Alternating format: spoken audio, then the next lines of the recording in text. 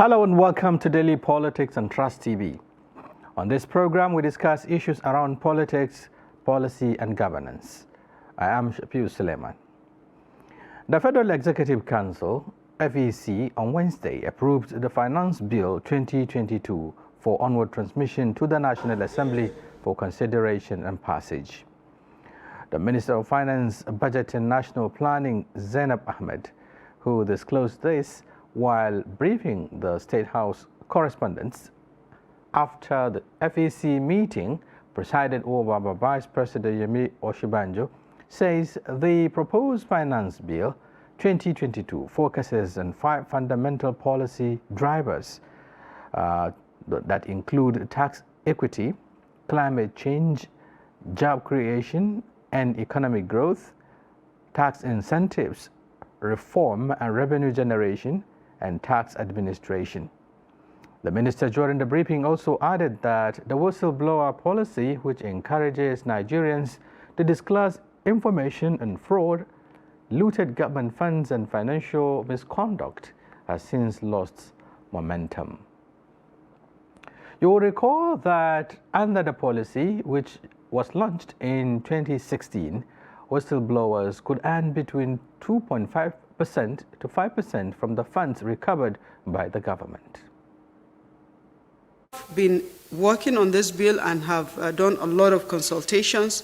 The bill that we presented before Council today has 5 focus areas, including tax equity reforms, climate change and green growth provisions, job creation and economic growth reforms, reforming tax incentives, as well as generating revenue and enhancing tax administration. The purpose of the tax equity reforms is to combat tax evasion and aggressive tax planning practices that some companies operating in Nigeria are involved in, but also enabling the utilization of ICT tools and using international best practice to assess taxpayers' tax on a fair and reasonable basis. This approval from Council, His Excellency Mr. President, will be conveying to the National Assembly a request for the consideration of this bill. This memo has been reviewed by Council and approved with a provision to ensure alignment with the Evidence Act. The purpose of the whistleblower bill, operationalizing and putting in place a bill, is to strengthen the fight against corruption, to also enable protection for whistleblowers that provide information for use by government. Outcome that we found is that people are concerned about their safety as a result of providing the information. So this bill is critical to ensure the effectiveness of the intention of the whistleblower policy. Also, the coalition of northern groups has called on the government to ask the governor of the Central Bank of Nigeria to review the bank's policy, that is on new withdrawal policy, as it will cause untold hardship to Nigerians. Spokesperson of the group, Abdulaziz Suleiman, while addressing journalists in Abuja, says it is not the responsibility of the CBN to check issues of vote buying, but rather allow the federal government, the police, and the Independent National Electoral Commission, that is INEC, to carry out their responsibilities. Of inefficiency. Because if they cannot track the money outside the banking hall, it means they're inefficient. They should devise a way, they should track the money. In the first place, the ordinary man did not get the money out of the banking hall. If they cannot track them, it's their inefficiency. So they cannot visit that hardship on innocent citizens. So that one is unacceptable. It's just an afterthought. And the second one, where he said he would, the CBN will review and amend the limit, it's not by discretion. You see, he is speaking as if he owns Nigeria. He owns Nigerians and he owns the CBN. Nigerians are saying we don't want this policy, so it's not for him to amend or review at discretion. He has no discretion over this. Nigerians own Nigeria. We say we don't want it. So he's not the one to tell us when he wants to review or whether he will review or not. He has to review. Yeah. Must. Okay, Are supposed to checkmate that. We have the police, we have the DSS, we have INEC itself. So what I'm telling you is there is no justification for a government to visit hardship on its citizens.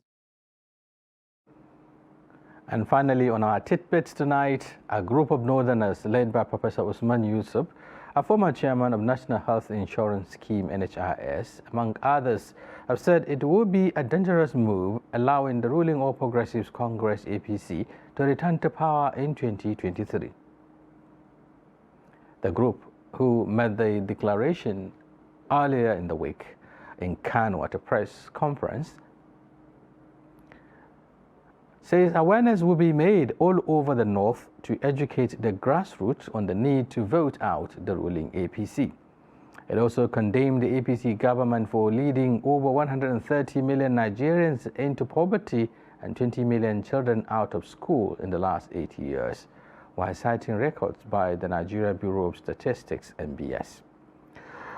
We're now joined in the studio by Professor Usman Yusuf, the former Executive Secretary of the National Health Insurance Scheme, to tell us more about the group standpoint. Welcome to the program. Thank you for having me. Now, before we commence the discussion proper, we will take a quick break. Stay with us.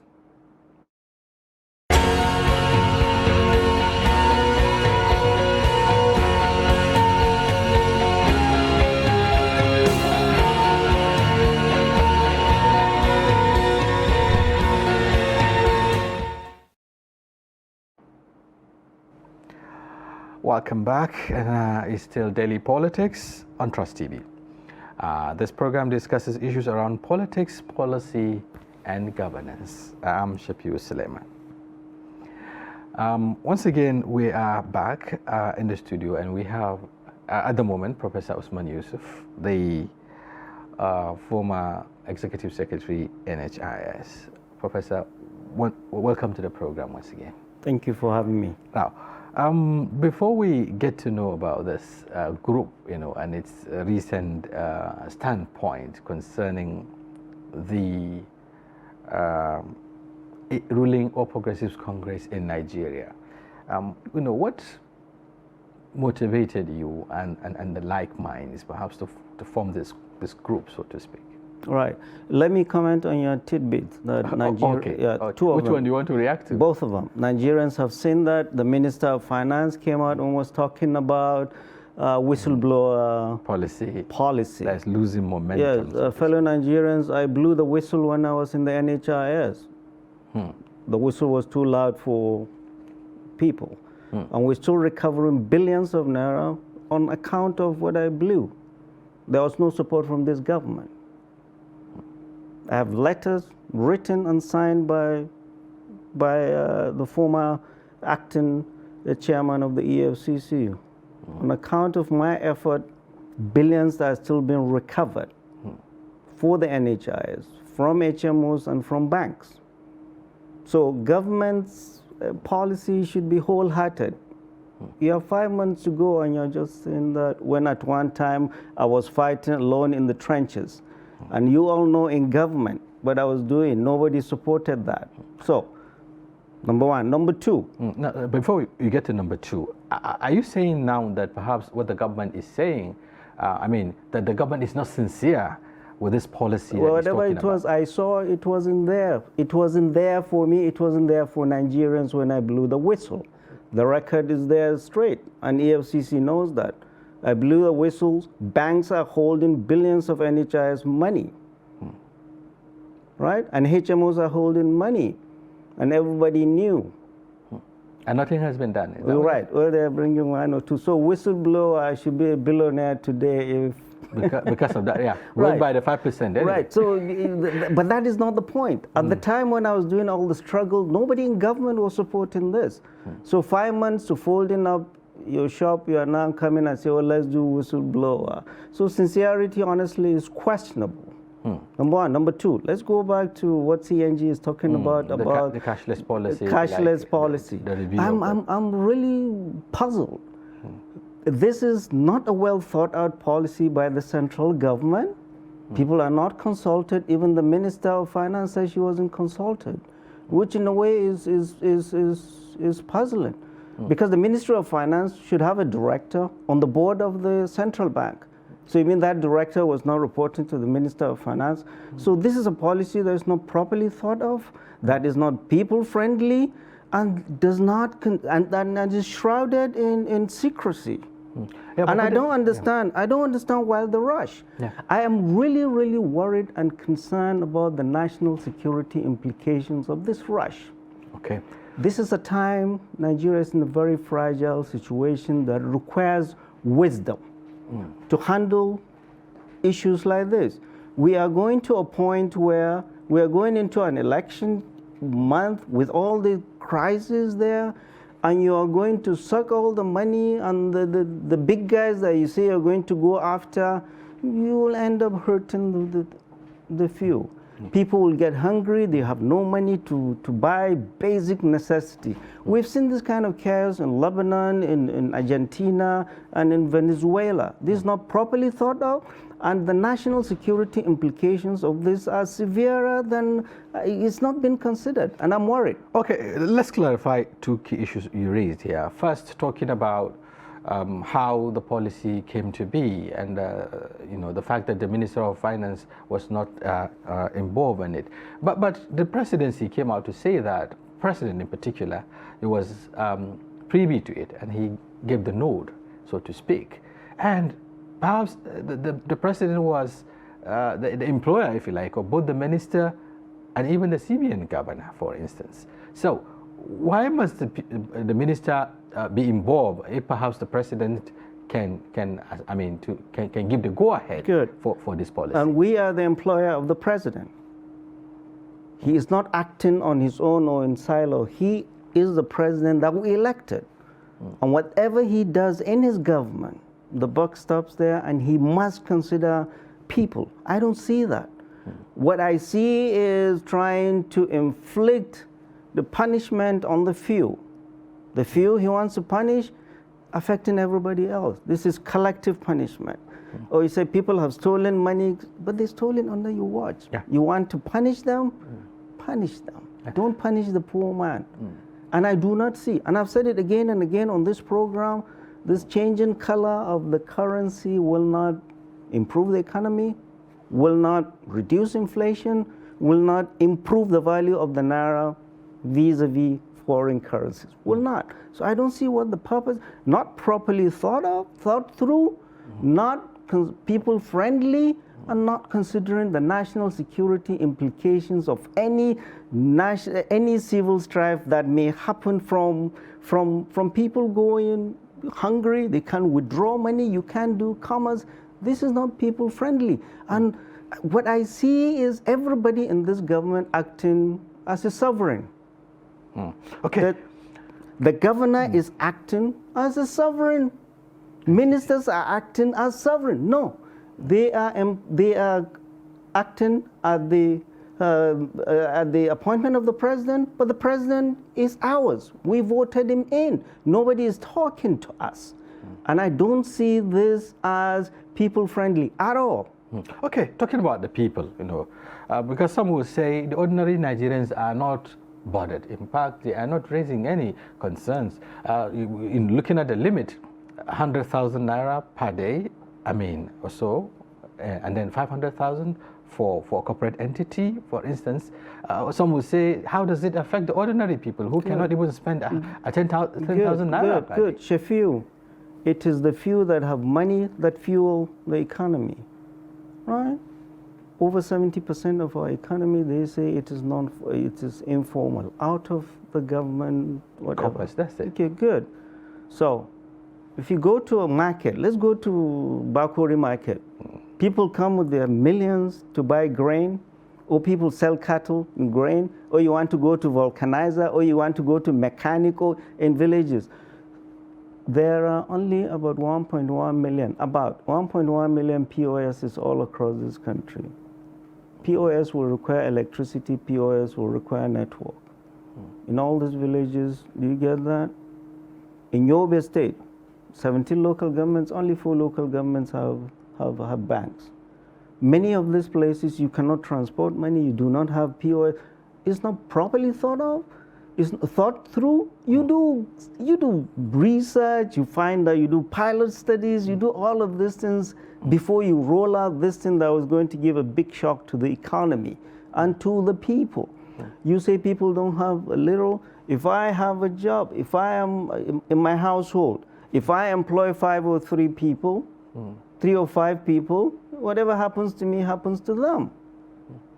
So what could be the alternative, for instance, because the government is also worried about the amount, of money, the excess liquidity in the hands of individuals. You talked about the percentage. Now, monies are in the hands of individuals and the economy is not moving. People are stashing monies in their homes. Right. And of course, we're beginning to see some of these monies even getting rotten and what have you. Good, okay. So how do we address that? Shafiu, there is no law in this country that bars me from keeping money in my house.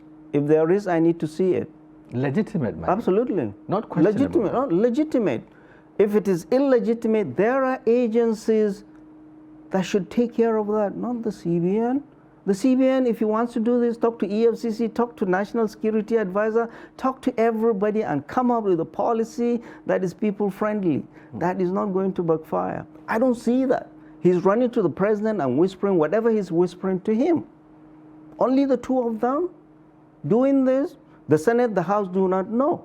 The Minister of Finance does not know. We have talked about this severally. It is our duty and responsibility to voice our concerns to those that will hear, those that will listen. Punishing a few politicians that stash money in this thing, collective punishment on people, and people are now clapping, oh, they've seen $1 million here, they've seen $1 billion. I'll tell you, the real thieves that have stolen billions will launder their money into the banking system before you know it. And we know it. Are they not being tracked, for instance? Oh, nobody tracks them. Why are they feeling the heat now? Nobody is feeling any heat. But the problem is, I get really angry talking about this. Oh, the EFCC say, oh, we are tracking governors. Well, what have you been doing when they've been stealing this money all this while? Oh, we are watching governors. Give me a break. People, everybody must do his job. There's a systemic failure.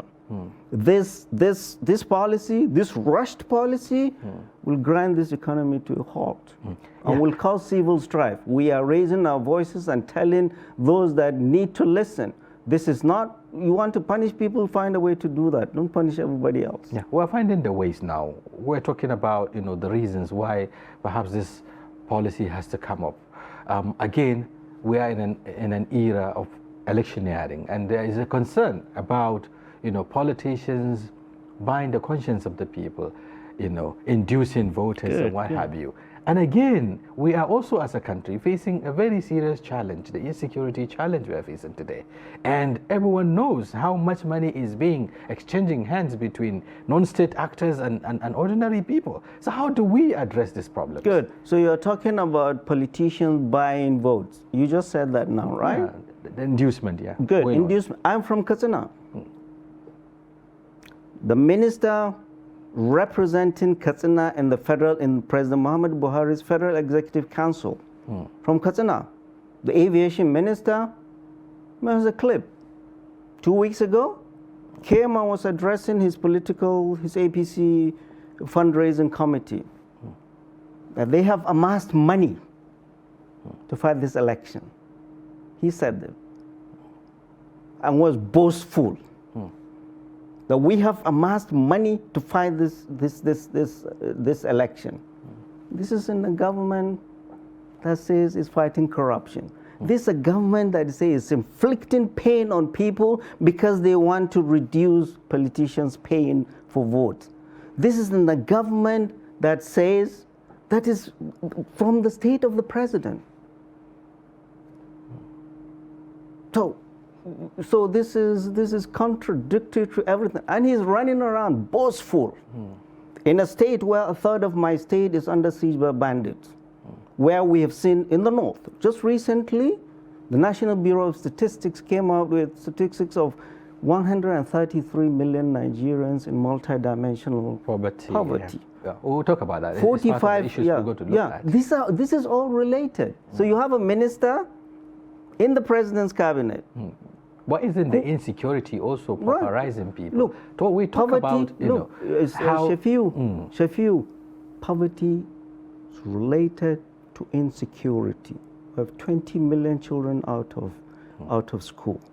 Of the 133 million that are in multidimensional poverty, the whole of the South is 40-something million. Northwest alone is 45 million. So Northwest alone has more people in poverty than the whole of the South.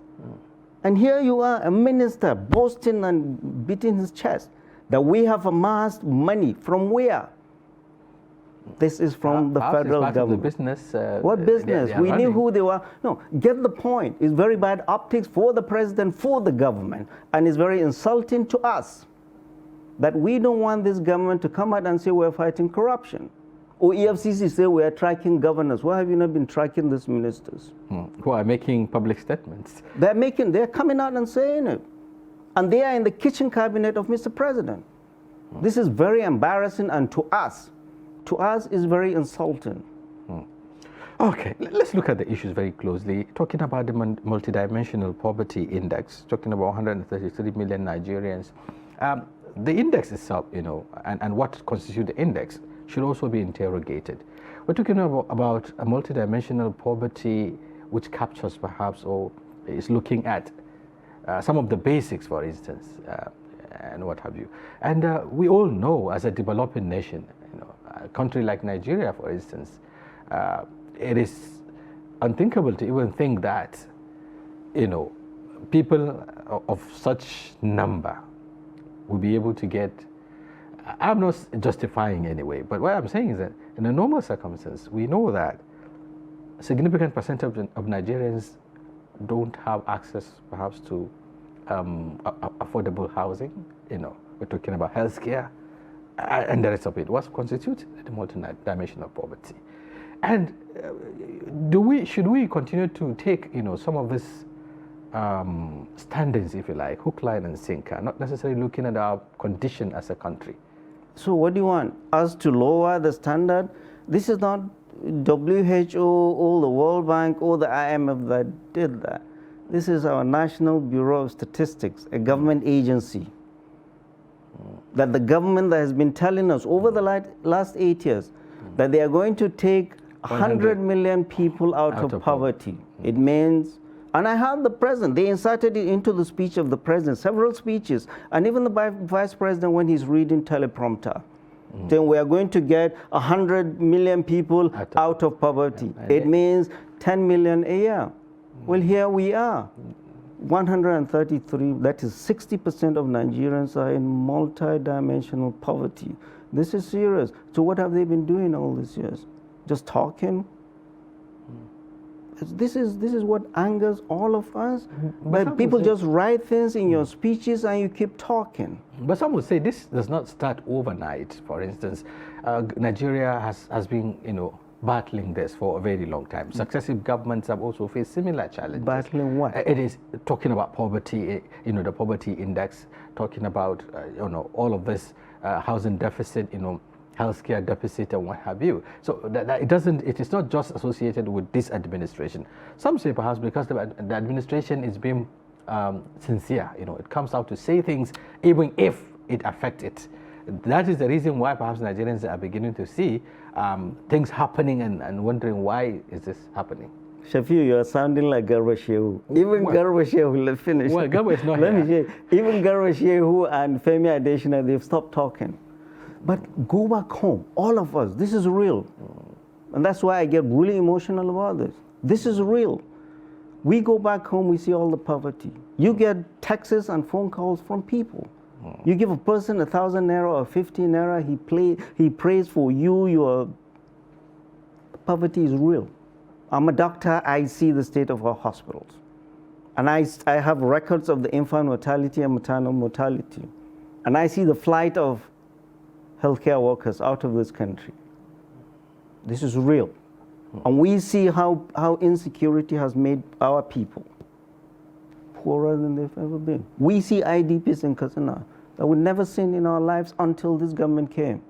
So this is real. This is not some imaginary thing that people come sit down in Abuja and talk about. That's why I get involved. But Professor, why should we put all the blames on the central government? The government is also talking about the need to hold the subnationals accountable. Very good, very good. And that is why the terminal end, when the shop is closing, the federal government, didn't you see the Minister of Budget blaming the governors for the poverty, for that number? And then the president himself Isn't there a basis for that? Because money has been channeled to the states. was blaming all the governors. Hello, Mr. President. You are the president and commander-in-chief. We gave you stewardship of this country for the last 8 years. A wise man says, leaders have forfeited the right to make excuses. What have you done over the last 8 years? You knew, this is not news. This is not news. That the governors have been doing what they have been doing. What have you done as Mr. President? Does he has, what can he do in the first place? Okay, Does he have the capacity to deal with them? We are talking now capacity, and we're talking even about constitutionally. This does it different. has, because we're talking about, you know, a government, I mean, a country running 3 tiers of government, you know, federal, state, and local governments, and each has his own jurisdiction and responsibilities. Good. So when I hear, and Mr. President is very high on doing things according to the Constitution. He always says that he does things according to the Constitution. You are the journalist. Tell me the primary responsibility of government. According to the Constitution, Section 14, subsection 2B. The primary responsibility of government is to provide security for its people. Primary. Anything else. Anything else is just icing on the cake. So this government and this president, they have failed in their primary responsibility. Constitutional. So if we're talking Constitution, where in the Constitution does it say you sit down and you allow these marauding bandits killing our people? All. And I've said consistently, again and again, the person that is more important than to people are the governors more than the president. Because it's the governor that build roads, the governor that hospital, employ people. But what have the governors been doing over the last 8 years? What have they been doing? Their idea of development is building flyovers. Flyovers, and under the flyovers, when they come the commission, there are a multitude of out-of-school children. That is the idea of development. So they get loans. They get foreign loans to come and build flyovers. When we were growing up, we didn't have all these flyovers. Leaders of that time invested in us. That's why we've been able to become productive citizens. Human capital today, development. absolutely, and today each time we pray, we raise our hands, we pray for our parents, departed parents, and we pray for these leaders and invested in us. They don't have mansions. They didn't leave mansions for their children. That is leadership. Don't sit down and say, tell me what the Constitution says. For goodness sake, you've been the head of state once. You've been the GOC. You've been governor of 7 states. You've been this. You've been this. Don't sit down and say, there is no governor that you cannot shake to do the right thing. Just the will is not there. Anyway, it's over. Okay, this government, yes. How do you shake them? When you don't... Shafiu, this government is over. In the next 4-5 months, it will be history. And what we are telling our people. So are we saying it's going to go with our problems? No. What I'm saying is that they have made their mistakes. Okay. And they will be left to the cruel verdict. All the states and the federal government, they will be left to the cruel verdict of history. And God Almighty. It's a huge responsibility that they have not discharged. This is not a joke. It's been 8 years. That's why I go around all over talking to our people in the language they understand. We're here talking English, they don't understand them. We are talking to them in Hausa and say it will be suicidal for our people to re-elect APC into government again after this 8 years of mayhem we've seen in this country. So who do they elect now? If they reject APC at the ballot, which party should they put they should support now? All right, they will support whatever party they want to support. But I have declared publicly, I've never been shy of who I support. I support Wazir Adama Atiku Abubakar, His Excellency Atiku Abubakar. In other words, you support the PDP. Yes. But this is the same PDP. And this is the reason. Yeah, you can say PDP this, PDP that. I will tell you, we have. They say a general goes to war with the troops he has. You can say, oh, Peter Obi is this. This is what you have. You have to sit down and make an informed opinion as to who do you think will be the best person to get us out of this mess. Nigeria is in the ICU. Okay. We do not need, a rookie will not get us out of the ICU. Yeah. A person who's been there. And that person undoubtedly, in my mind, will be Atiku Abubakar. But the fundamental question is, both of them have been tested. The PDP has been tested by Nigerians, and it was rejected by same Nigerians in 2015 for also failing to meet their yearnings. Right, good. That's one. Atiku Abubakar, as a presidential candidate of the PDP, was also in the government for 8 years as vice president. Was he not part of the problem? Good. So I'll tell you, I lived in the United States for a very long time. The Democratic Party comes, they are not happy with them. The next time they go to the other party. The choice of the people. You don't go in the sky and create a brand new party. It's what you have. You look at what options you have. That's why we got involved. We cannot sit down, fold our arms, and keep criticizing everybody else. What can you do? What have you done? That's why we are in the trenches, educating our people, and never being shy about who we are supporting and why we are supporting, and telling Nigerians it will be suicidal to elect the same people again that have put us through this ditch over the last 8 years, that have stolen our money and back in our state, beating their chests and say, we have amassed this money to fight this election. What crass arrogance that our parents will roll in their graves when they hear this in a government where the president says he's fighting corruption. And you have this. Okay, let's look at the two scenarios you painted. Talking about corruption and what have you. Some will say the same People's Democratic Party, that is the PDP, shouldn't be an option, looking at what it has also done in the past, in terms of, at some point, it doesn't even see corruption as, there was a point when they see stealing as not corruption, for instance. At some point, there's also a scenario where money is meant for even purchase of arms for the fighting for fighting insecurity were shared like groundnuts. At some point, again, Nigerians would also recall that the same presidential candidate of the PDP, while he was vice president of the then President Olusegun Obasanjo, was tagged as also being corrupt by his boss. So how do we reconcile these issues? So I'm not sitting here as the spokesperson for the PDP. I'm here sitting as a concerned citizen who has looked at all the options we have, and who is educating our people that voting this APC will be a disaster. And I'm saying it firsthand. I'm not saying it from Lagos, where they don't see insecurity, where they don't see what we've seen in Katsina. I am telling you, President Muhammadu Buhari is one of ours from Katsina.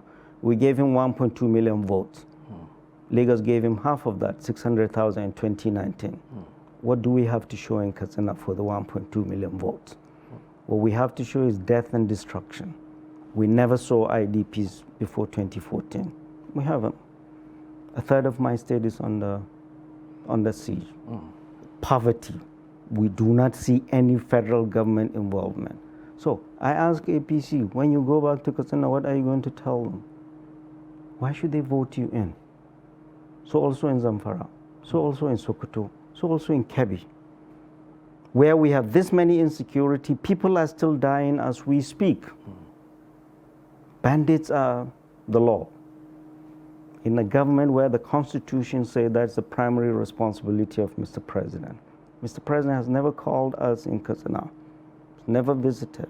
The same minister that is boasting they have money has never visited any of the IDP camps in Kasana, has never visited any of the 13 local governments to commiserate with people.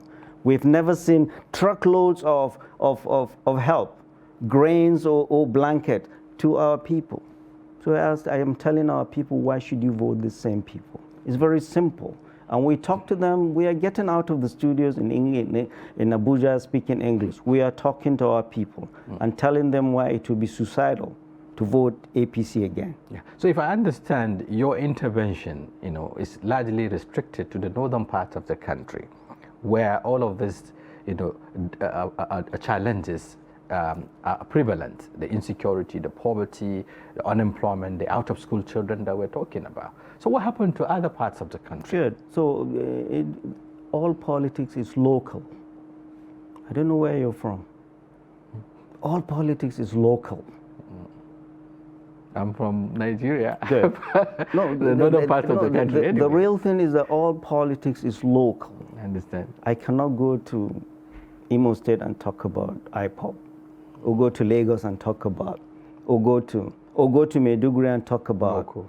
When I have problems in my house, when I have bandits, when I have a third of my state under siege, when I have IDPs that I never saw, when I have this much poverty. My involvement is starting from there and talking to them in the language they speak. It's a civic responsibility. We're educating our people in the language they speak as to why the last 8 years have been hell, and we should not allow this to happen. And telling our youth and women especially that in a democracy you have that power, and that power is your PVC to change. That is what democracy offers us that military regimes do not offer us. So it is civic responsibility that starts from home, and we're filling a gap. We're here talking to English, taking English, our people do not hear what we are saying. Our people listen to radio. They listen to radio all the villages. But these same people were governed at some point by the PDP, yeah, we're going at some point by the current presidential candidate of the PDP. So what would they do differently? They see me talking to them in Hausa and explaining to them. Human, not this big rallies and talking and yelling in studio. We go and talk to people. Say this and this and this are the problems.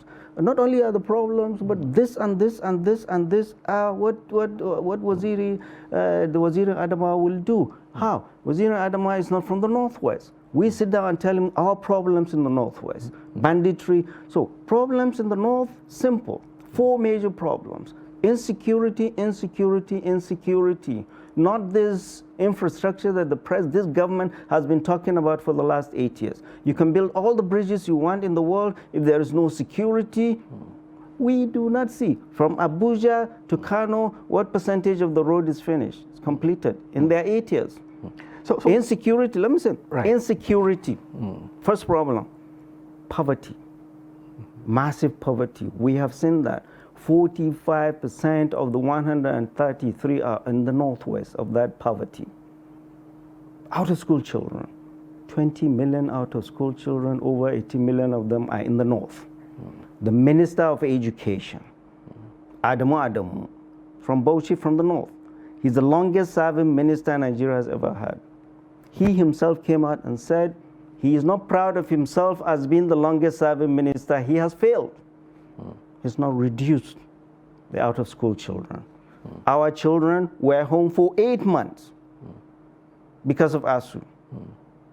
People go to public universities like we do. Now they're the children of the poor. But the children of people in government, they allowed our universities to be closed for 8 months. They took their children out there and even went there to take pictures with them when they graduate, just to show us.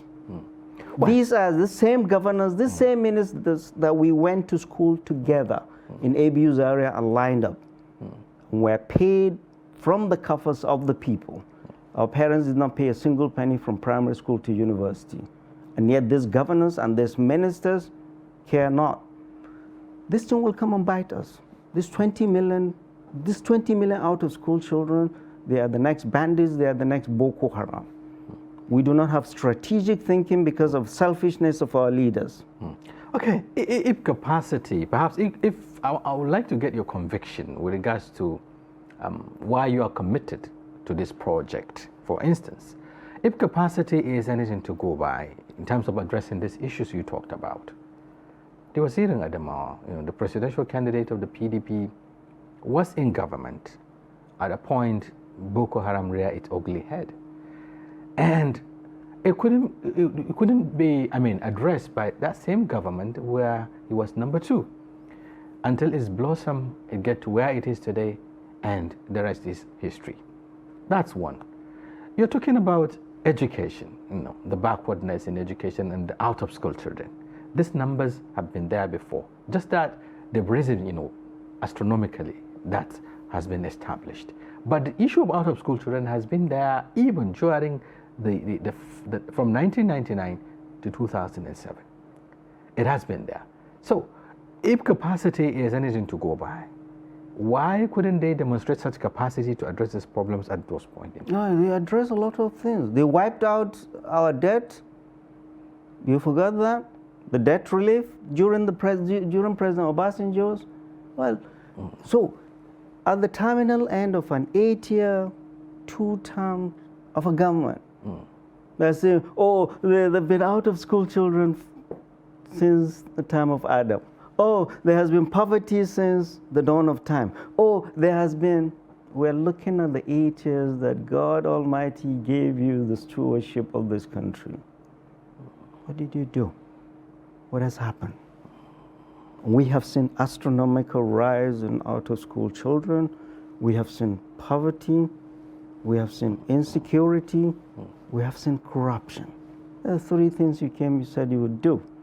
Fight insecurity, improve the economy, and fight corruption. Our message is very simple to the ordinary people. Is your life better today than it was 2014? Are you more secure? Does the Naira go further? Is there less corruption? Very simple. We're not going to talk GDP, BBP, all this whistleblower. Our politicians are in Abuja disconnected from realities of our people. I've said it again and again. How many times has the president ever gone to sit down and listen to people? Has he ever visited a hospital? Has he ever visited school? When he was the head of state, 1984, yes, he came to Sokoto. I was a senior house officer when Garba Duwa was the governor. He came to hospital. I saw him. So he would visit hospital, he would sit. But now he's just sitting and just allowing everybody do his own thing. Disconnected by who now? Huh? Is disconnected by who? No, our politicians, all of them, from the president down, are disconnected from the sufferings of our people. They do not know. They don't know. This is not leadership. For goodness sake, we have seen, and I've said, I've been privileged. God Almighty has given me the privilege of my age. I can clearly remember from my secondary school days till now, I have seen 13 administrations, from that of General Yakubu Gowon to President Muhammadu Buhari, 13.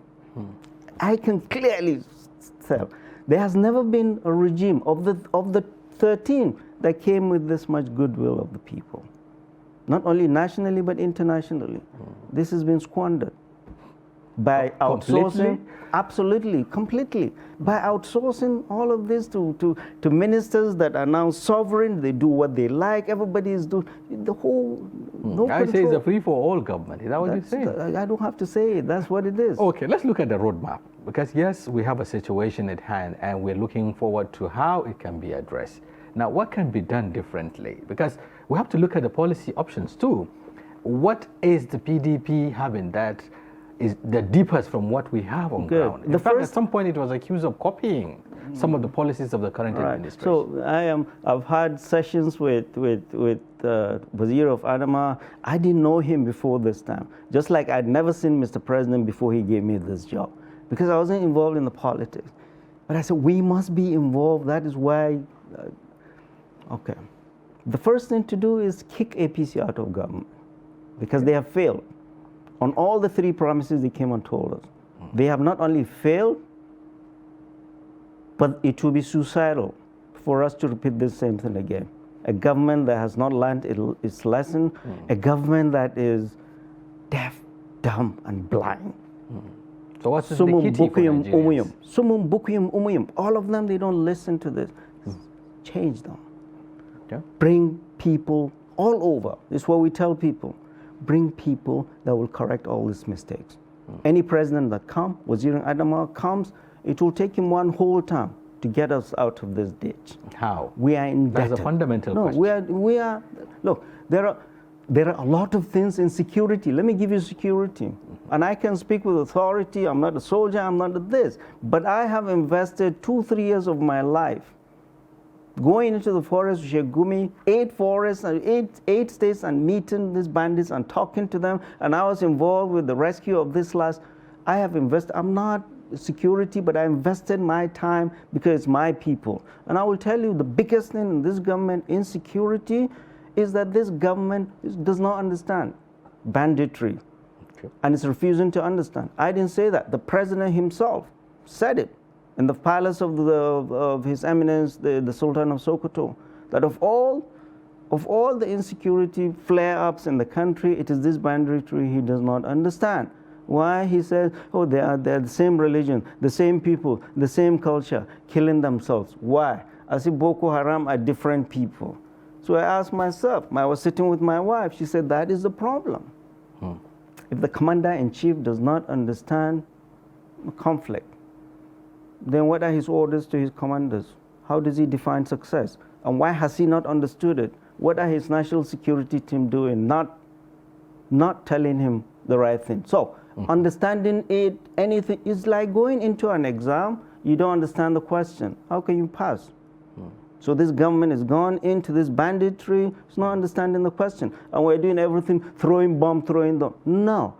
Banditry is a social problem, but we're increasingly militarizing. We do not understand. We must understand it. So the first thing is understanding it. And the Waziri of Adama is not from the northwest. He's from the northeast. The Fulanis from the northeast do not understand this. Just like we do not understand Boko Haram. So the first thing is sit down, understand what the problem is. I'm a doctor. You have no diagnosis. How can you write a prescription? Also, the problem is still being diagnosed. Is that what you're saying? They don't understand it. We do. We do. This government does not understand it, doesn't want to understand it. I'm talking about a likely Atiku government. A likely Atiku government, we already know. But we, those have invested our time, the problems of banditry in the northwest. Those that are in the northeast, they understand. Those in the southeast understand what the IPOP issues are and all the grievances. So and those in the south. What's in the kitty now in terms of manifesto? You know, we're talking about policy options. So I have seen people talk about manifesto. I sit down and laugh. You know why? I can go into a room, give me before tomorrow, I'll bring manifesto. What's the missing link? No, I will bring you a manifesto. They pay consultants, they bring out this. Atiku Abubakar is very clear on 5 issues he wants to address. Number 1 is national unity. This country has never been more divided than now, ever. I wish we have time. Yeah. This one alone can also be interrogated. No, and if there's anybody out of this group, because we're talking about unifying people, and at the same time our emergence is dividing people. What are we talking about? No, it's not. So why is the country divided? If you don't understand why, how can you solve it? Unifying the nation back again, as it's been, security, education, the economy, and agriculture. You take care of these 5 things, Nigeria will be back on course. But here you're saying, oh, INARA, oh, this infrastructure, disjointed, out of sync, and not connected with the people. And we're seeing that with this central bank policy is not people-friendly, disconnected, rushed, shrouded in secrecy. And there is national security implications that I do not see addressed. Thank you very much, Professor. I think we have to call it a day here. I wish we can go on and on. Some other time, we can also look at those issues. There are a number of issues that need to be looked at. But then, thank you very much, Professor Usman Yusuf, for joining us on the program tonight and for your thoughts. We really appreciate them. On behalf of our guests and the technical crew, this is where we had to draw the curtain on this program. My name is Shafiu Suleiman. Thank you very much for investing your time with us.